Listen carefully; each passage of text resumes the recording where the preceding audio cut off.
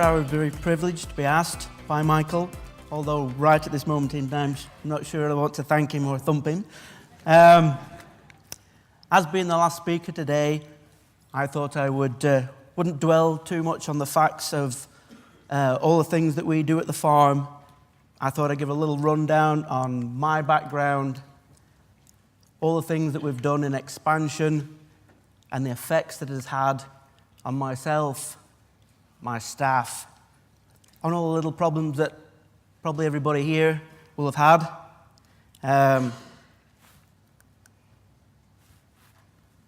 So it was a farm in 1985. I was still at school at that stage.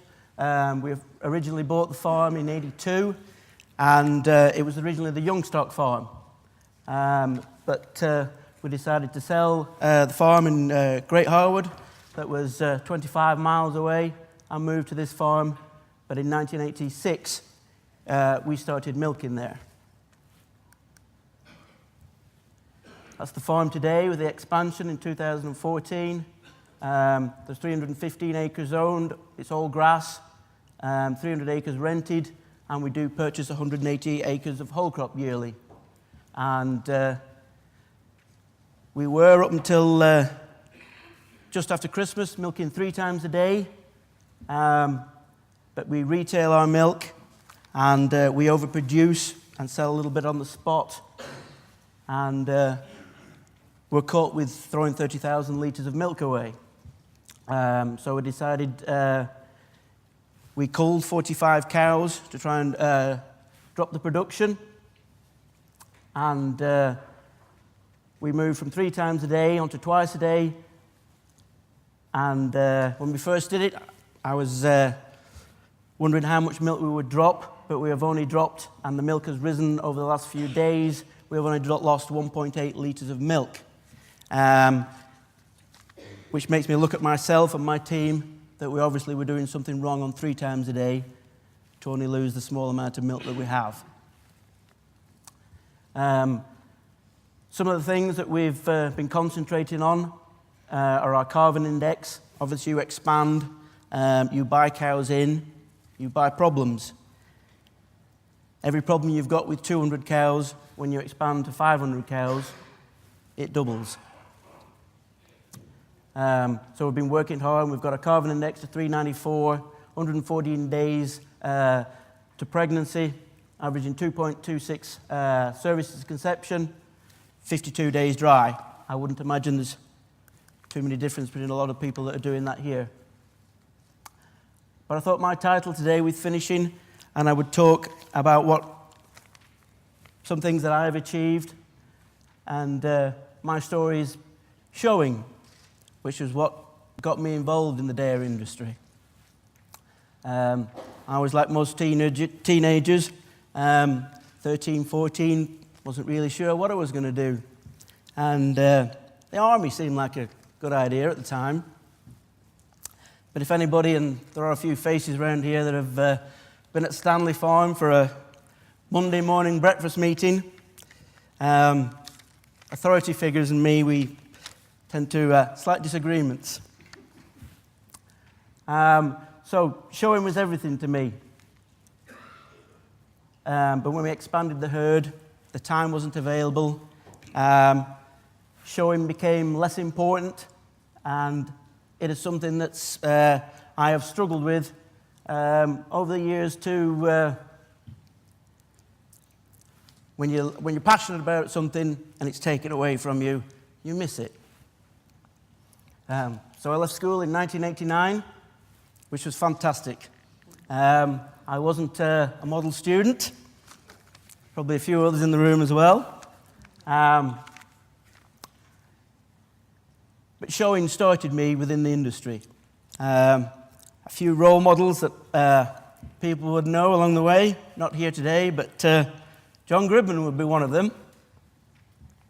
Taught me many things, not all of them good. So got involved in showing, and it got my enthusiasm going for the whole industry. My first jobs would be going feeding calves, swinging a milking parlour, and as you got older, you got more experience, and the enthusiasm gets a hold of you. So I left school. I always wanted to travel, to get away from the home farm, to see what else there was out there. So I had the chance to go and work at Mike McGann's in Ireland for 3 months, which was an education working in Ireland. Milking times varied, usually depending on what time they left the pub in the morning. I had many experiences working there, and when I reached the age of 19, in 1992, I had the opportunity to go and work abroad. Spent 3 years between Albert Cormier's in Canada and Hank Van Axel's in California, and it was a phenomenal experience. Not only to work with great cows, good people, but you got to experience different cultures, different way of life, and it is a once-in-a-lifetime experience. Working in a family farm, everybody always wants to go to the shows, and a lot of people stayed at home and worked, while myself and Jeff Bono, as the herdsman at the time, spent a lot of time getting the cows ready, going to the shows, experiencing the shows, meeting different people, and a few of the highlights. In 1994, Supreme Dairy Champion at the Royal with Arlene. I had the opportunity when I was in Canada to purchase my first cow, Welcome Stormy Lightning, which had phenomenal results with. She was champion super cow at Dairy Scott in 98. She then was supreme champion at the Holstein show in 99. And 2004 was another highlight for a homebred cow, Joylan Durham Glora, that was champion at the dairy event.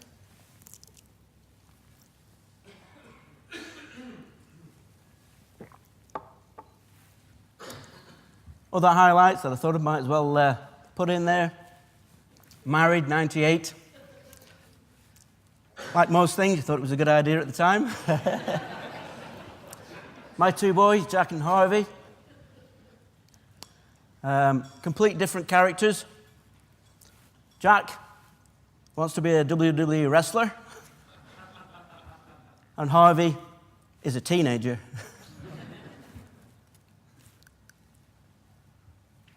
Some of the highlights there, a great photograph from 1992, Cormdale Genetics show there, all the sales crew from the sale, Arlene, myself, Jeff, winning the championship, and more recently, 2004, Durham Glora, champion at Agri-Scott.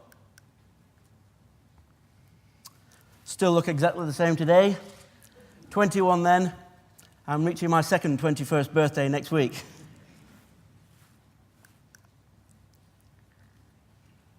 Some of the challenges that I found when we expanded in 2004 from 200 cows to 450 cows. We bought cows in, you buy problems in. Too many cows not in calf. Too many cows in calf, long dated, fat. Staffing problems. Working hard but not smart. Long hours. Not achieving our targets. Keeping old cows with high cell counts. Our cell counts were running at 450 and a calving index of 456.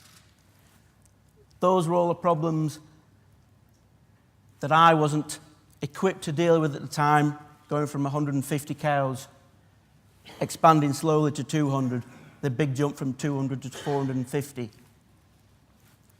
Looking at some of these things, staff. I'm sure everybody has problems with staff.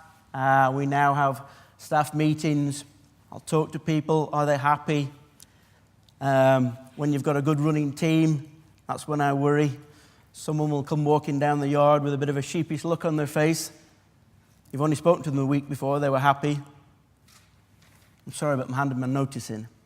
But working with staff, training staff, has all been a learning curve for myself. One of my father's great motivation speakers was old school. You'll do as you're bloody told.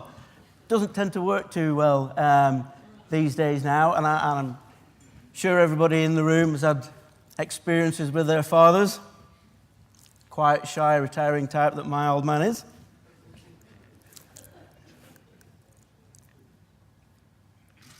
So, some of the introductions of protocols that we put in, and the word protocols has been essential in our business. At calving, 20 litres of warm water with sugar and glycol. Temperature checking for the first 4 days, making sure that that cow is healthy, happy. You look after the cow, she will look after you. Vet checking at 28 days if no recorded heats. Weekly vet visits, PDing, checking cows that haven't cycled. Foot trimming, everything gets foot trimmed twice a year at 35 days and 50 days. We find that that works, but at 35 days, there really isn't much to do, but you can find problems that you can deal with before it creates lameness. And 50 days before drying off, we found that that works well, because if you do her just at drying off and she goes lame when she's dry, she will calve in dry. And communicating better with the staff regarding how the protocols work. You can have lists forever and a day unless you talk to the people and instruct the people as to why you're doing things. The communication gets lost, things don't get done, calves don't get fed colostrum on time, cows don't cleanse because they were moved in the last week before calving. So everything is recorded. We are communicating much better with our staff, and we have seen major improvements. The fresh cows are calving in fitter, healthier. I should have put this on the list, but we haven't had a DA in 5 years. The warm water fills the rumen.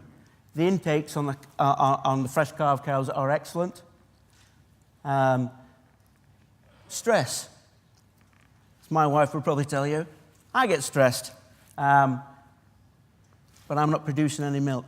You stress a cow, she won't eat, she won't produce milk. We have changed a lot of management structures trying to find out what works best. Fresh cow management, we have one group. We were then moving cows in groups for 100, 150 days, PDing them, moving them to another group, moving them into a low yielder group, and every time we move the cattle to a new group, we lost milk. So we have a simple system now. They go into the fresh yard for the first 14 days, they are temp checked, and as soon as that cow is healthy, she will move into a yard where there is space for her, and she will stay in that yard until she goes dry or she leaves the herd.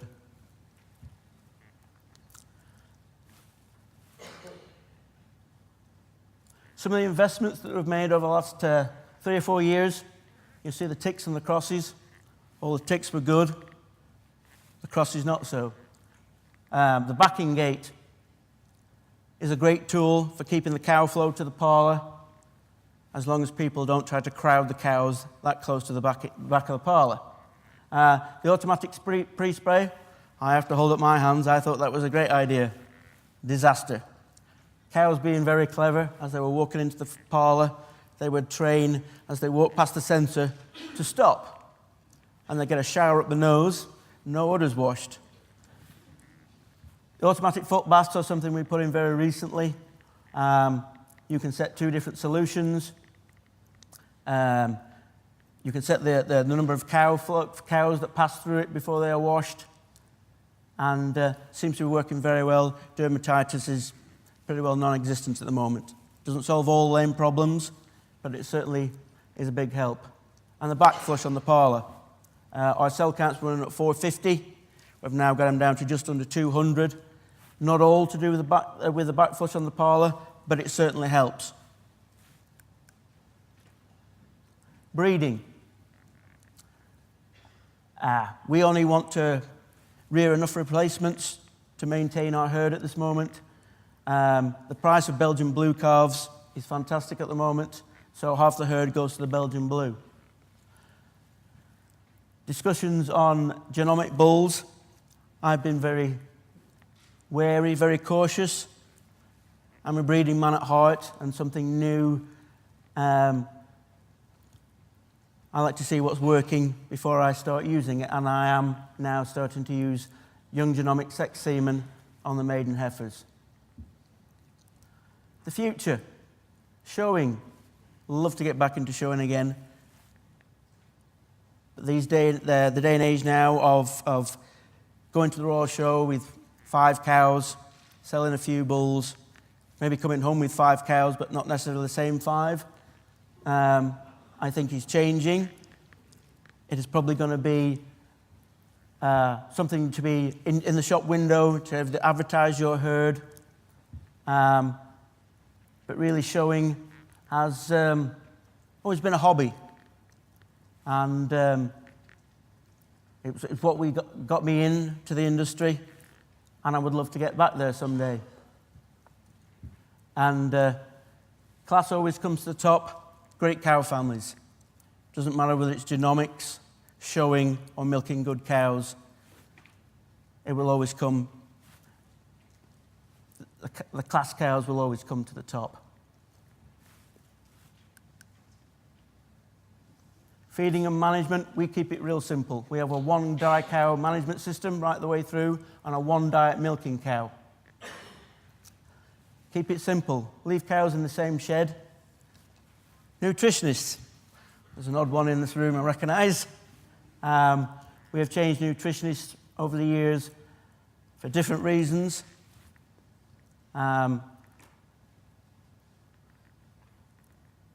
We don't push our cows for huge volumes of milk. We try to keep the cows healthy.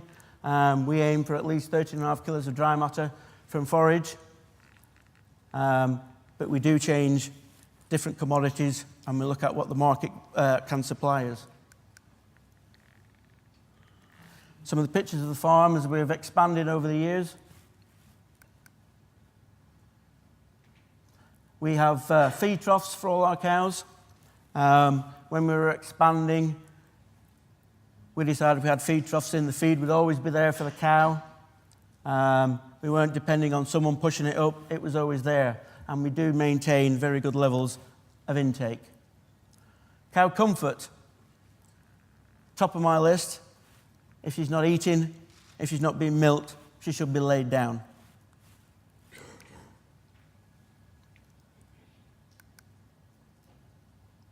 The future, 2 times a day, 3 times a day, robots. How many cows do I want to milk? How many cows do the rest of the family want to milk? I know the topic today, and we've had some great topics. Cows milking 40,000 cows in one operation. I think you would have to go and see it to just get those numbers in your head. Robots is something we've been looking at over the last 5 to 6 months, discussing it.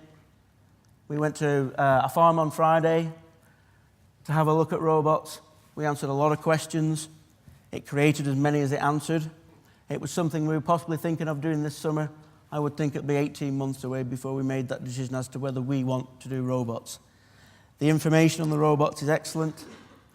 Me and my father were discussing it the other day. When I used to work in Canada milking cows in a tie stall, the individual cow treatment you couldn't beat. I think with a robot, you can achieve a lot of that information with a large number of cows, but we'll have to wait and see.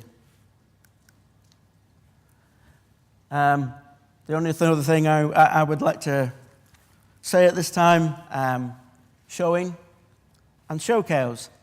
A few months ago, a group of friends were having a discussion at the pub, which most farmers tend to find is a good discussion point, and talking about show cows.